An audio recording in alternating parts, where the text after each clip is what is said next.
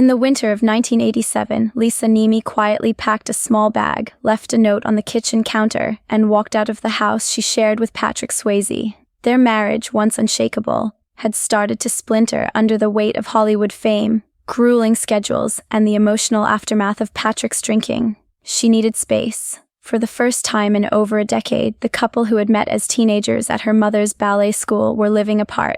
They had married in 1975, long before Patrick became a household name. Lisa, a trained dancer with discipline and quiet strength, had supported him through years of auditions and rejections. By the time Dirty Dancing exploded in 1987, bringing Patrick global stardom, the cracks in their relationship had already begun to show. Fame had a way of intensifying the pressure. Late nights, media scrutiny, fan attention, and Patrick's growing reliance on alcohol became daily challenges. Lisa, who had stood by him through career disappointments, found herself growing more distant as he withdrew into the spotlight. She didn't leave with anger, it was sorrow, a need to breathe.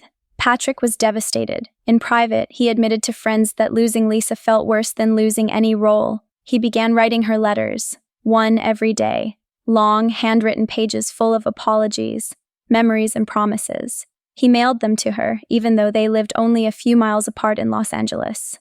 Some were confessions of regret. Others were filled with anecdotes from their early years, how he remembered the scent of her perfume in rehearsal halls, or the way she would laugh when he nervously practiced lines at home. Lisa read every one. Weeks passed, then a month. Patrick knew he had to do more. One afternoon, he learned Lisa would be at a ballet class she occasionally taught. He drove to the studio holding a bouquet of lilies, her favorite. He waited quietly at the door until the class ended. When she stepped out, their eyes met for the first time in weeks. He didn't speak at first. His eyes were red, and his hands trembled as he offered her the flowers. "I'll do anything," he whispered. "Anything to make us right again." That moment changed everything. Lisa didn't speak. She hugged him, and she came home that night. Healing wasn't instant. Patrick began therapy and started taking sobriety seriously. Lisa stood by him, not as someone who had forgotten the pain, but as someone who believed in his fight to become better. The following year, he told People magazine, "We've been through some incredibly hard times, but love isn't about never hurting each other. It's about fighting like hell to make it right when you do." They never spoke in detail publicly about that separation, but their closeness afterward told its own story. They started writing scripts together. In 2003, Lisa directed a film titled One Last Dance, which they co-wrote and starred in, a love story between two dancers trying to heal emotionally. It mirrored their own journey in subtle ways.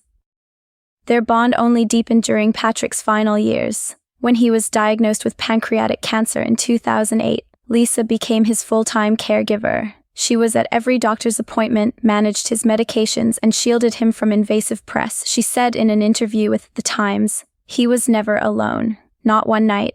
I slept beside him every single night through the entire illness."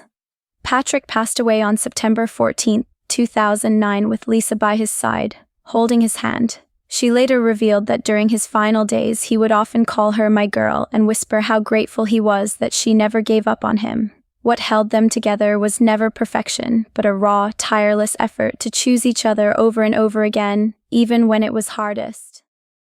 Thanks for watching and share your thoughts below.